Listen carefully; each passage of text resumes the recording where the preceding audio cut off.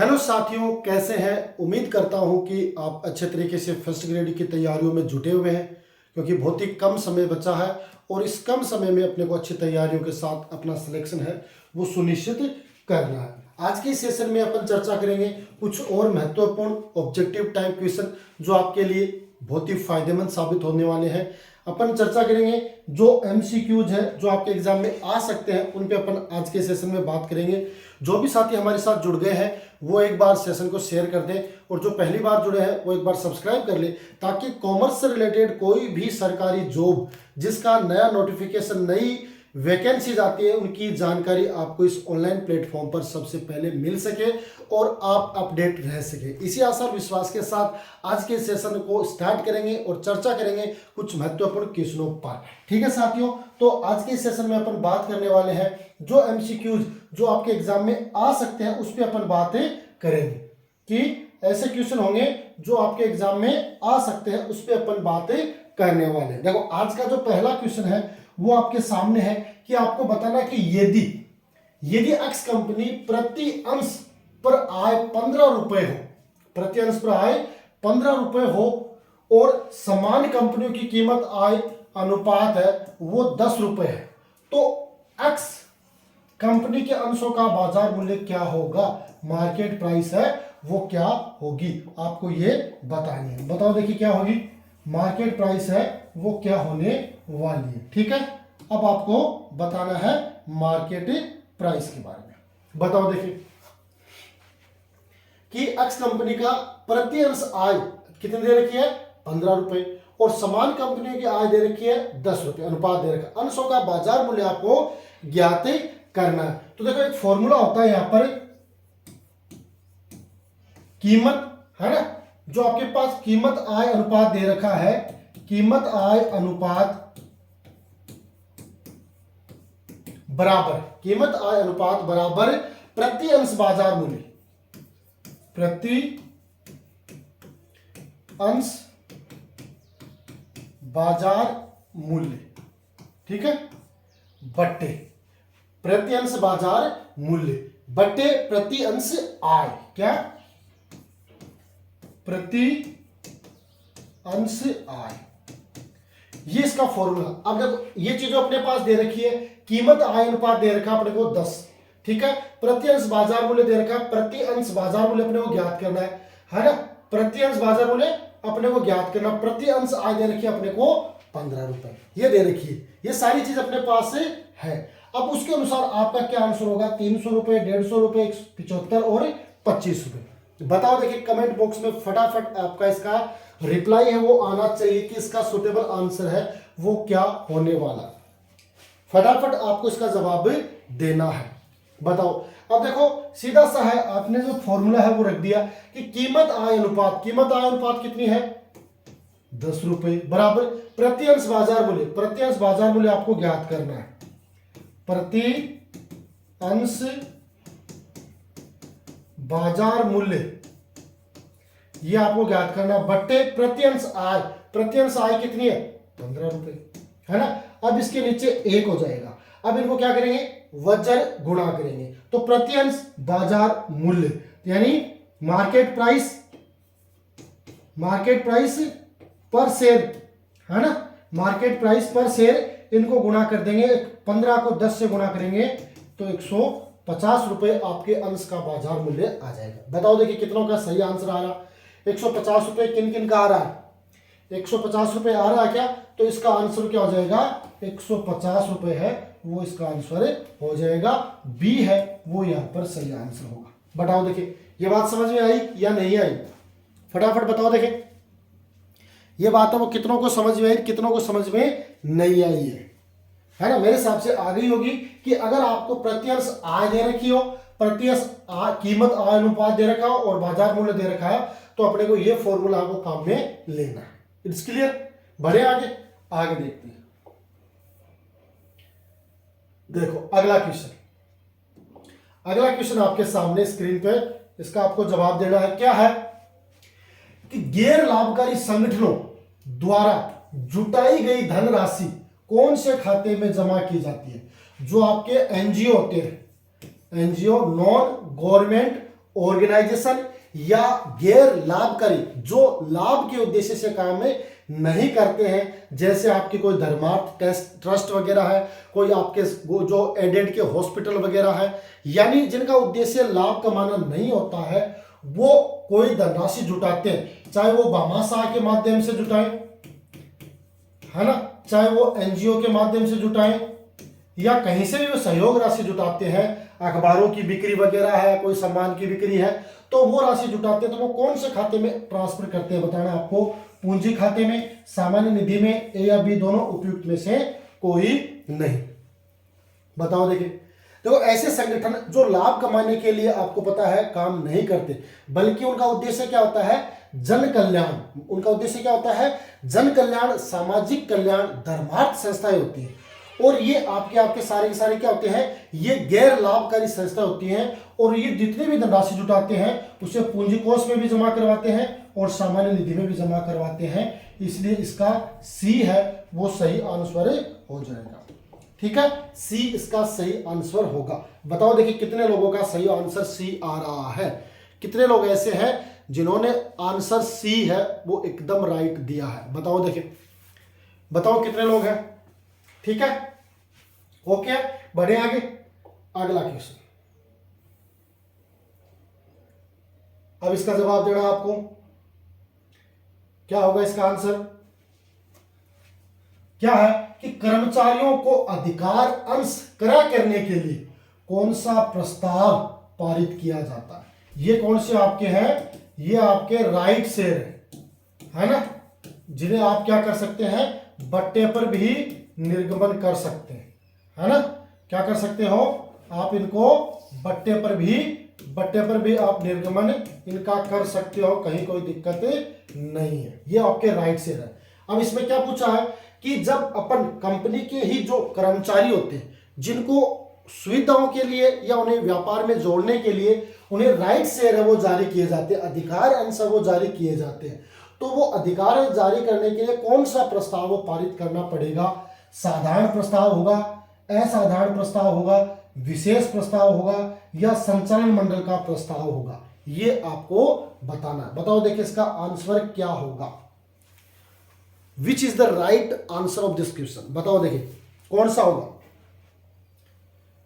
देखो वर्तमान अंशधारक होते हैं ना, जो शेयर होल्डर होते हैं, उनको अधिकार अंशों का क्रय हेतु संचालन मंडल का एक प्रस्ताव पारित किया जाता है, और उस प्रस्ताव को अपन क्या कहेंगे, विशेष प्रस्ताव है वो कहेंगे, क्योंकि उनके लिए कौन सा प्रस्ताव पारित किया जाएगा, विशेष प्रस्ताव है वो पारित किया जाता है। अगर अपन जो साधारण जो कर्मचारी होते हैं, अंशधारी होते हैं, साधारण अंशधारी होते हैं ना, साधारण अंशधारी, साधारण जो अंशधारी होते हैं ना, उनके लिए अगर उनको अंशों का निर्गमन करते हैं तो उनके लिए अपन क्या प्रस्ताव पारित करते हैं, संचालक मंडल का जो सामान्य प्रस्ताव है वो पारित किया जाता है। लेकिन जब कंपनी के कर्मचारियों को अधिकार अंश अपने को देना होता है तो वहां पर अंशों के निर्गमन के लिए विशेष प्रस्ताव है वो पारित करना पड़ता है। तो सी है वो इसका सही आंसर होगा। ठीक है, सी है वो इसका सही आंसर हो जाएगा। बढ़े आगे, बढ़ जाए, चलो ठीक है। अगला देखो, बताओ देखिए इसका आंसर क्या होगा कि एक कंपनी अपने समता अंशों की वापसी खरीद किसके द्वारा खरीद सकती है। बाई बैक, जो आपके बाई बैक होते हैं ना, बाई बैक,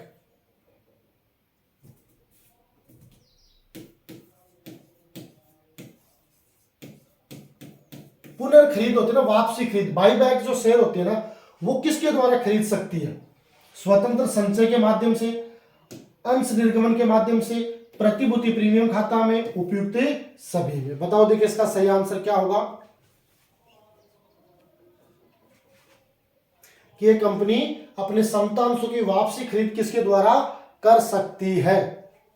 स्वतंत्र संचय होता है जिसको अपन क्या कहते हैं, फ्री रिजर्व, अंश निर्गमन से जो राशि प्राप्त होती है ना, प्रतिभूति प्रीमियम खाता है, या उपयुक्त सभी। बताओ देखिए इसका सही आंसर क्या होगा। तो एक कंपनी अपने अंशों की जो वापसी खरीद है वो स्वतंत्र संचय से भी खरीद सकती है, अंश निर्गमन से भी खरीद सकती है और प्रतिभूति प्रीमियम से भी खरीद सकती है, कहीं कोई दिक्कत नहीं है। तो इसका आंसर क्या हो जाएगा, डी है वो यहाँ पर सही आंसर होगा। क्या होगा, डी है वो यहाँ पर सही आंसर होगा। बताओ देखिए कितना होगा, कमेंट बॉक्स में सही आंसर आ रहा है। देखो बिल्कुल भी अपने को इस समय लापरवाही नहीं करनी है, क्योंकि हमारे पास जो समय बचा है वो नाम मात्र का समय, बहुत लंबा चौड़ा अपने पास समय नहीं है, बहुत ही कम समय बचा है और इस कम समय में हमें अच्छी तैयारी करके अपना सिलेक्शन है वो सुनिश्चित करना है। और अच्छी तैयारी कब होगी, जब आप लगातार आपके पास जो भी मॉड्यूल पेपर है, जो भी आपके पास नोट्स हैं उनका रिवीजन करोगे, जो कोई आपके छोटे मोटे जो टॉपिक है वो रह गए उनको भी आप पढ़ने का प्रयास करोगे, तो निश्चित रूप से आपको उसका बेनिफिट है वो होगा। तो ठीक है, समता अंशों की वापसी खरीद है वो कहीं से भी कर सकती है, आपके स्वतंत्र संचय से भी हो सकती है, अंश निर्गमन से भी हो सकती है, प्रतिभूति प्रीमियम से भी हो सकती है। ओके, बढ़ जाएंगे। अगला क्वेश्चन ये रहा आपके सामने, बताना इसका आंसर क्या होगा। देखो, समापन के समय समापक जो लिक्विडेटर होता है के द्वारा बनाए गए प्राप्ति और भुगतान विवरण को किस नाम से जाना जाता है? Liquidator final statement of accounts, liquidator report, statement of affairs, उपयुक्त में से कोई नहीं। आपको पता है कि जब एक कंपनी, एक फर्म का जब समापन होता है, जब अंतिम रूप से उनका बंद होने का काम हो जाता है, तो वहां पर एक समापक जो लिक्विडेटर है उसको नियुक्त किया जाता है कि वो क्या करेगा, संपत्तियों से वसूल करेगा और दायित्वों का भुगतान करेगा, उसकी नियुक्ति की जाती है। तो वो जो समापक होता है ना, वो क्या करेगा, लोगों से पैसे प्राप्त करेगा और उनको भुगतान करेगा, उसके लिए वो एक विवरण तैयार करेगा, उसे अपन किस नाम से जानते हैं ये आपको बताना है। बताओ देखिए क्या होगा इसका आंसर, कि समापक को अंतिम विवरण, समाप्त है ना, जब समापन होता है ना तो अंतिम विवरण है वो किसके द्वारा तैयार किया जाता है, समापक के द्वारा किया जाता है। ठीक है, और इसे कंपनी की जो बैठक होती है ना उसमें प्रस्तुत किया जाता है, जो कंपनी की जो बैठक होगी ना उसमें उनको क्या किया जाएगा, प्रस्तुत किया जाएगा। यह समापक के जो वास्तविक कार्य जो उसने किया है उसको प्रस्तुत करेगा कि वास्तव में जो लिक्विडेटर हमने लगाया था उसने ये काम है वो कंप्लीट किए हैं। तो इसलिए लिक्विडेटर की महत्वपूर्ण भूमिका हो जाती है और वो उसे किस नाम से जानेंगे, तो उसे जानेंगे ए, है ना, ए है वो सही आंसर होगा, लिक्विडेटर फाइनल स्टेटमेंट अकाउंट। ठीक है, liquidator final statement of account के नाम से उसे जाना जाएगा। ओके, बढ़ जाए आगे, चलिए आगे बढ़ते हैं। अगला क्वेश्चन आपके सामने अंडरराइटिंग कमीशन से रिलेटेड, क्या है, अभिगोपन कमीशन से रिलेटेड है। क्या है कि आपका जो अभिगोपन कमीशन है, क्या है, जो आपका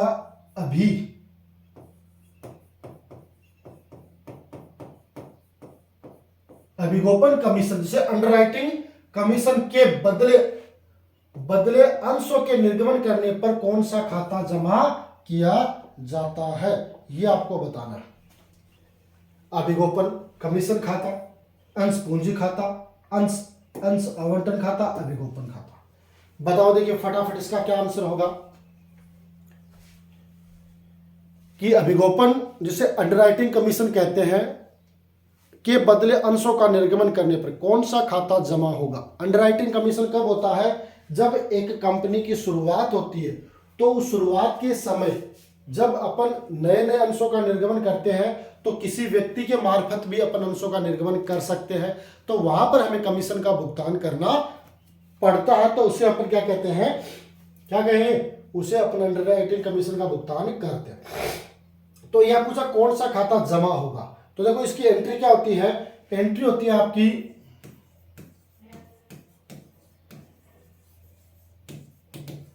अंडरराइटिंग कमीशन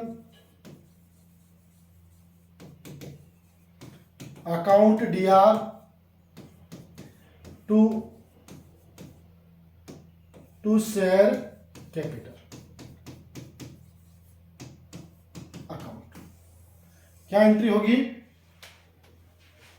अंडरराइटिंग कमीशन का अपन भुगतान करेंगे तो कौन सा खाता जमा होगा, तो आपकी एंट्री होगी अंडरराइटिंग कमीशन अकाउंट या टू शेयर कैपिटल। अब यहां पर पूछा कौन सा खाता जमा होगा, यानी क्रेडिट होगा, है ना।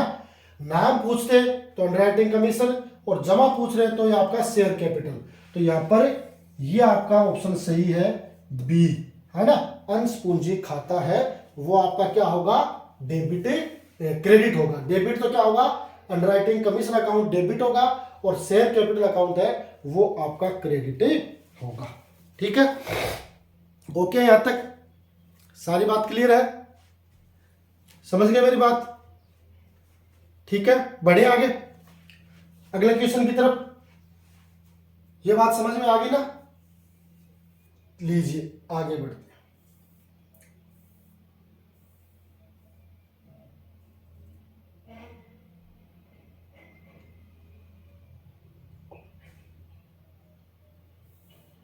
देखो कितना बड़ा क्वेश्चन है, पूरे बोर्ड पे आ रहा, आराम से आपको दिखाई दे रहा, कहीं भी कोई दिक्कत नहीं है। अगर आपके मोबाइल की थोड़ी विजिबिलिटी कमजोर है तो भी आपको स्पष्ट रूप से दिखाई देगा। क्या पूछा है, प्रश्न आपसे पूछा गया है कि एक मशीनरी खरीदी कितने में, 1 लाख रुपए में। कितने में खरीदी, 1 लाख रुपए में।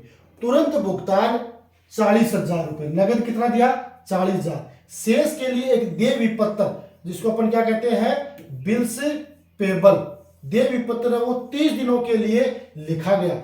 उक्त व्यवहार से चालू संपत्ति व चालू दायित्व पर क्या प्रभाव पड़ेगा। देखो इस यहां पर सिर्फ चालू और चालू पूछा है। अगर अपन गैर चालू पूछे, गैर चालू, तो गैर चालू में तो अपने पास मशीन खरीदते ही 1 लाख रुपए की संपत्ति है वो बढ़ जाएगी, लेकिन ये अपने से नहीं पूछा है ना। अपने से पूछा चालू और गैर चालू में, है ना। तो चालू संपत्ति, चालू संपत्ति पर अपने को क्या प्रभाव पड़ेगा।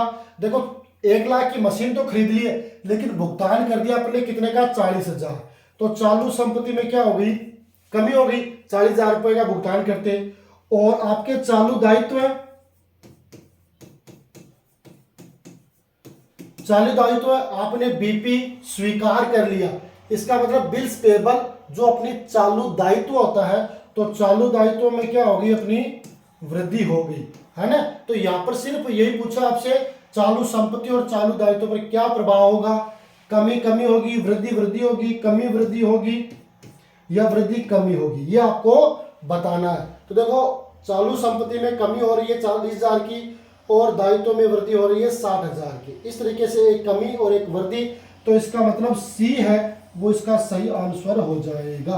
बताओ देखिए कितने लोगों का सही आंसर आ रहा है, ये आपको बताना है कितने लोगों का है आंसर है वो सही आ रहा है। आ रहा है ना, सही तो आ रहा है ना, बात तो आप मेरी समझ रहे हैं ना। अगर नहीं समझ रहे तो भी आप कमेंट करके बताएं, समझ रहे हैं तो भी यस के रूप में कमेंट करके बताएं, ताकि जो भी क्लास हम आपको इस ऑनलाइन प्लेटफॉर्म पे उपलब्ध करवा रहे हैं उसका कुछ औचित्य रहे, क्योंकि परीक्षा के दिन है 4, ज्यादा नहीं बचा है समय, है ना, समय ज्यादा नहीं बचा है।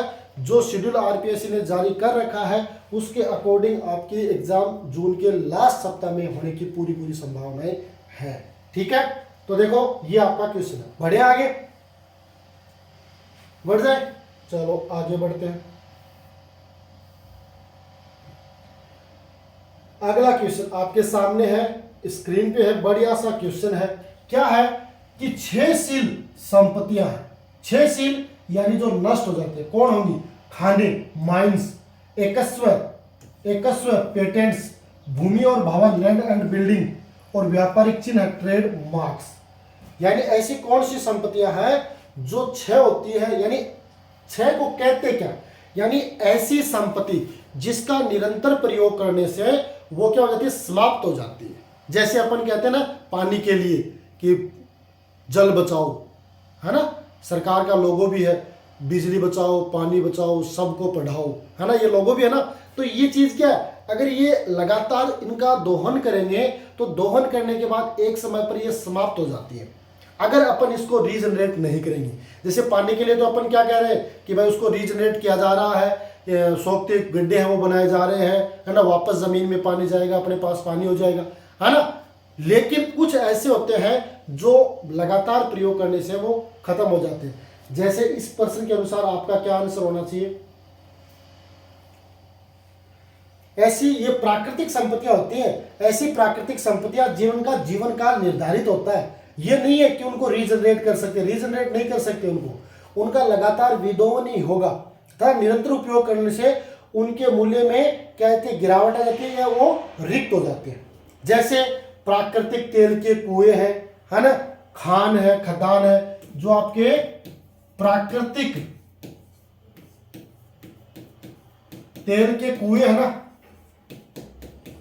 ना, खादान है, खाने हैं, ये सारी क्या होती है, इनका निरंतर प्रयोग करने से ये खत्म हो जाती है। तो इसलिए आपकी क्षयशील संपत्ति कौन सी होगी?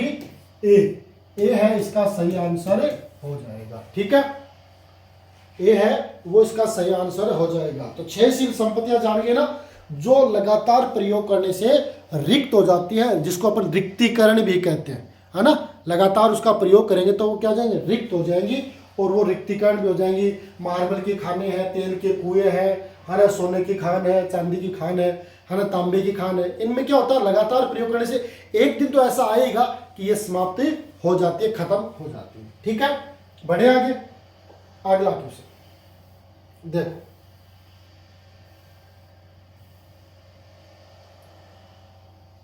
विनिमय बिल का क्वेश्चन है, आराम से आप इसका जवाब दे सकते हो।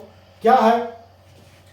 अशोक ने विजय पर 2 महीने की अवधि का 50,000 रुपए का एक बिल लिखा, है ना। अशोक ने विजय पर, तो यह अशोक तो हो गया आपका लेखक और विजय हो गया आपका स्वीकारक, है ना।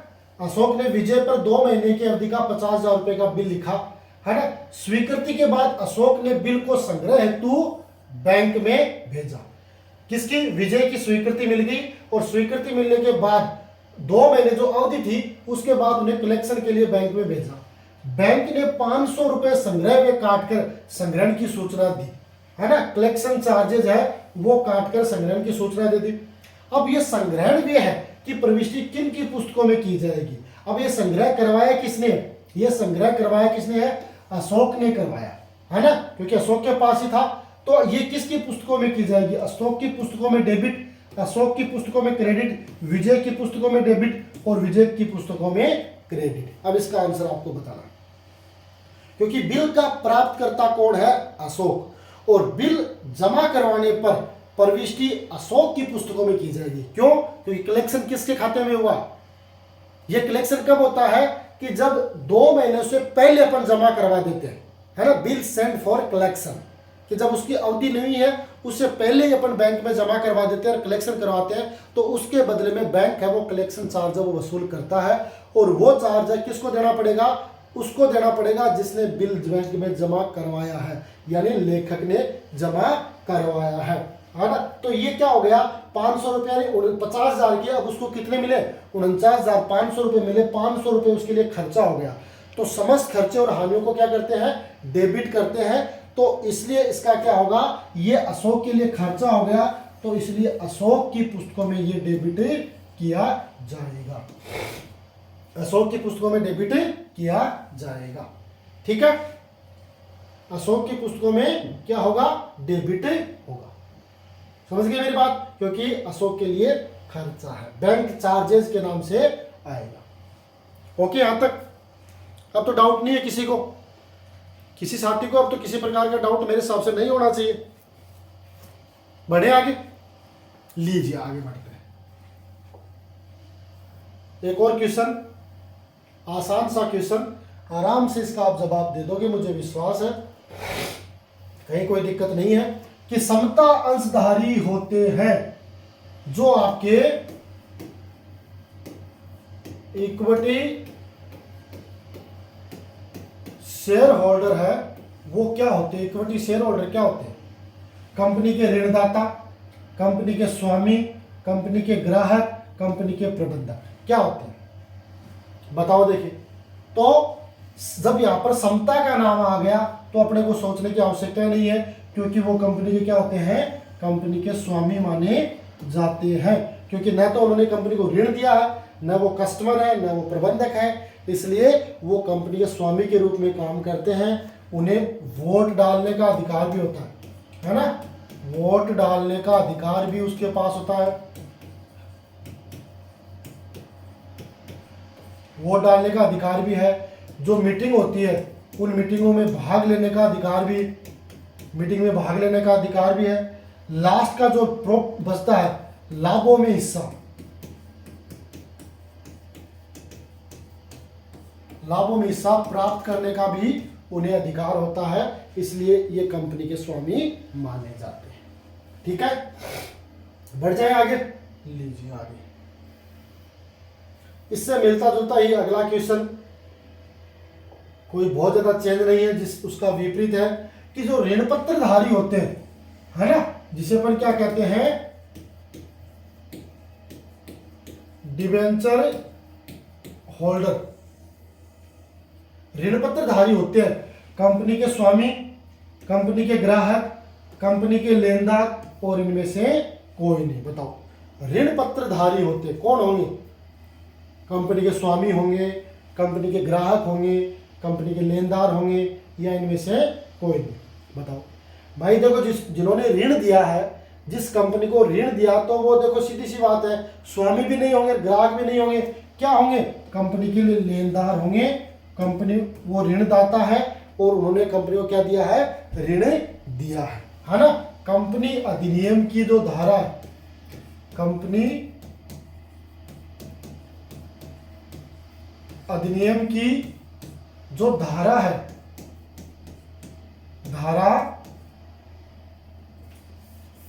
240 है ना, कंपनी अधिनियम की धारा जो 240 है, उसके अनुसार ऋण पत्रों में, ऋण पत्र है, ऋण पत्र स्कंध है, स्टॉक है, बॉन्ड्स है, या ऋण के प्रमाण के रूप में अन्य कोई प्रतिभूति है, उन सब को ऋण पत्र में माना जाता है, चाहे उन पे स्वतंत्र प्रभार उपस्थित हो या नहीं हो, वो ऋण पत्र ही माने जाएंगे। तो इसका आंसर क्या होगा?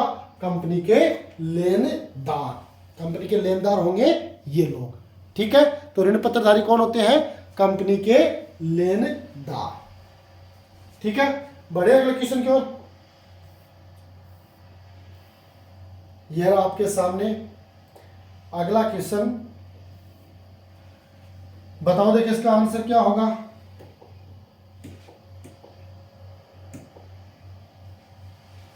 ऋण पत्रों का शोधन किया जा सकता है। ऋण पत्रों का शोधन कैसे होगा? खुले बाजार में अपने ही ऋण पत्रों को क्रय करके, खुले बाजार में अपने ही ऋण पत्रों को क्रय करके, नई श्रेणी में ऋण पत्रों में परिवर्तन करके, अंशों में परिवर्तित करके, उपयुक्त ABC प्रदर्शित किसी भी विधि से। देखो कितना आसान सा क्वेश्चन है, आराम से आप इसका जवाब है वो दे सकते हो, कहीं कोई दिक्कत नहीं। बताओ देखिए, ऋण पत्रों का शोधन आप कैसे कर सकते हो?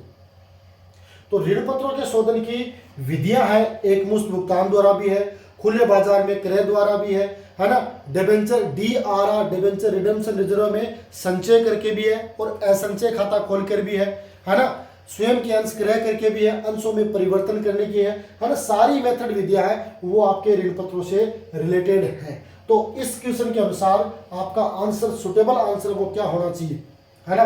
बताओ देखिए, तो इसका आंसर होगा क्या होगा? D। क्या होगा?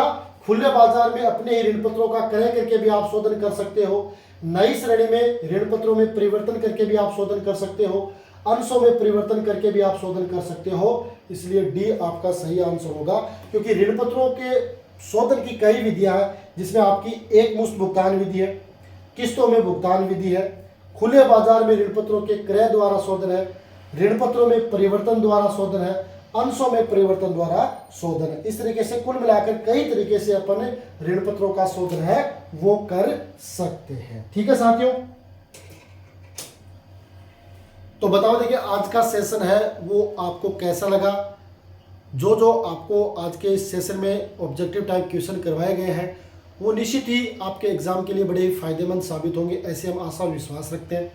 क्योंकि जो टॉप क्वेश्चन है जो आपको एग्जाम में कंफ्यूज करते हैं उन्हीं की श्रृंखला है वो हम आपके लिए लेके आ रहे हैं और लगातार वो सेशन है वो आपको उपलब्ध करवा रहे हैं। तो निश्चित रूप से सारे क्वेश्चन है वो आपके लिए फ़ायदेमंद साबित होंगे। और अगर आपको भी ऐसा लगता है तो ज़रूर इस चैनल को सब्सक्राइब कर लें, क्योंकि यहाँ पर आपको गवर्नमेंट जॉब और कंपटीशन एग्ज़ाम की तैयारी करने का जो एक अनुभव है वो यहाँ पर आपको मिलेगा और लगातार आप जो ऊंचाइयाँ हैं उनको छूने के लिए तैयार रहेंगे। तो सेशन आपको अच्छा लगा तो ज़रूर सेशन को लाइक करें, चैनल को सब्सक्राइब करें और सेशन को शेयर ज़रूर करें, ताकि हर विद्यार्थी तक आज का सेशन है वो पहुँचे। इसी आशा और विश्वास के साथ आज के लिए इतना ही। मिलेंगे अगले सेशन में, तब तक के लिए गुड बाय।